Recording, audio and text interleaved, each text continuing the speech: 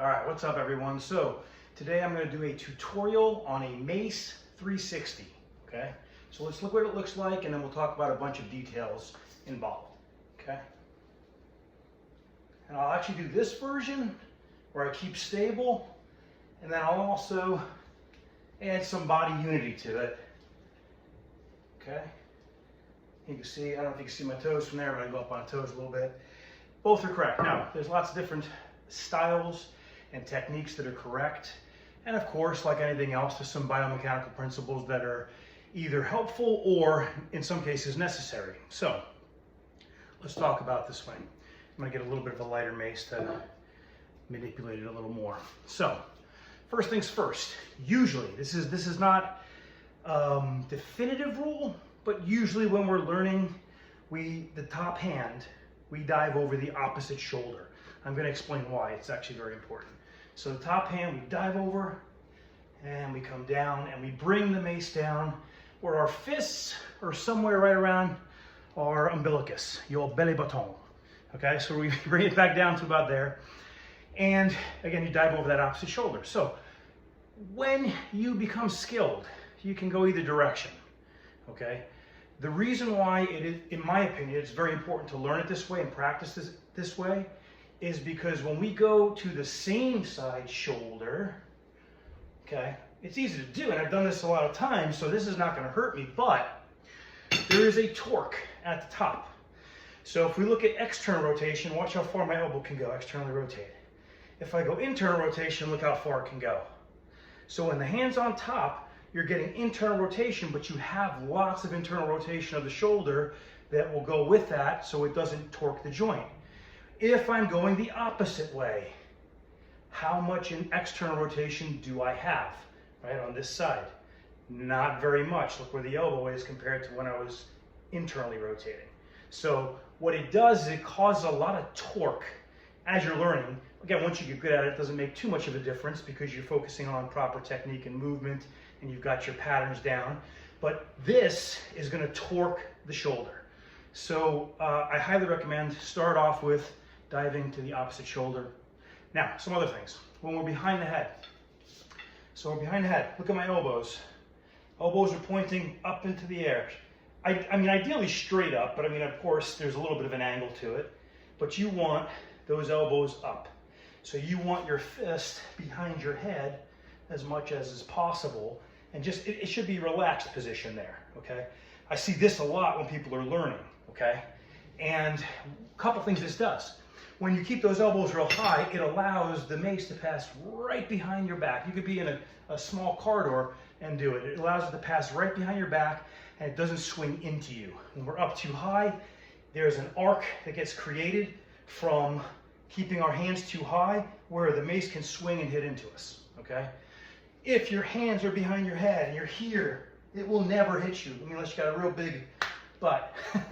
So it's possible to brush against it, but you won't hurt yourself. So, so that's another principle. You want to get those elbows high. So if you don't have this kind of mobility, you need to work on that because that's really, really important.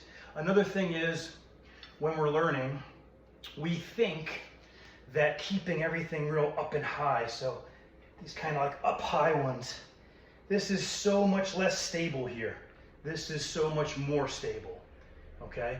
So, but again, our natural instinct is to kind of tighten everything up and bring it high.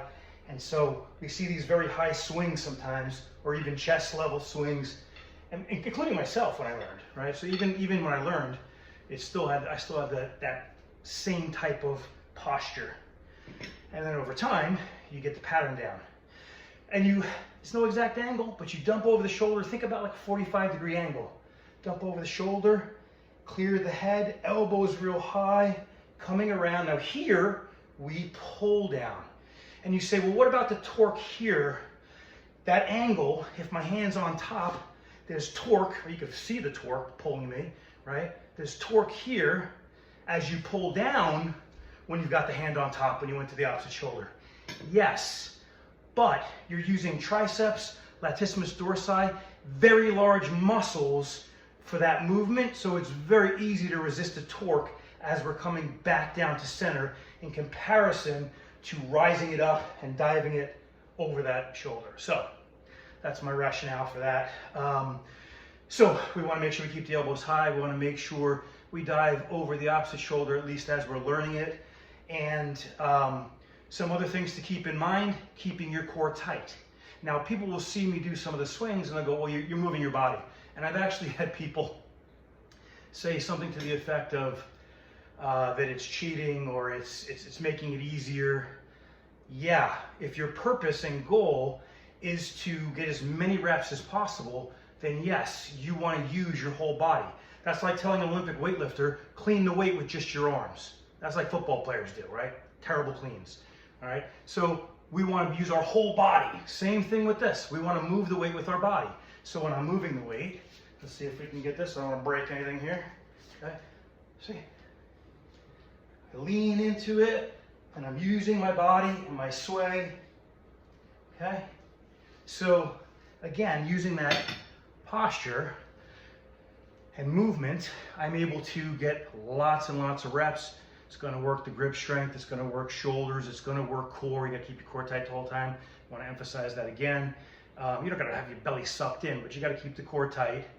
And if you want more core work and you don't want to do as many reps, you can keep everything real stable. You don't have to sway, right? We can do that. When I was challenged about that, I did the exact same weight without swaying on a separate video. So you can do it, but that's not my goal. I do lots of other things for core strength. My goal was repetitions. And by the way, reps are your best teachers, so get lots of reps in.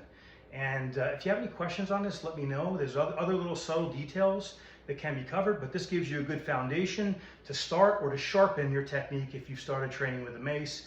Excellent for grip strength, excellent for shoulder stability, even for rehabilitation of shoulder, things like that. If you have any questions, let me know. Stay strong. I'll see you next time.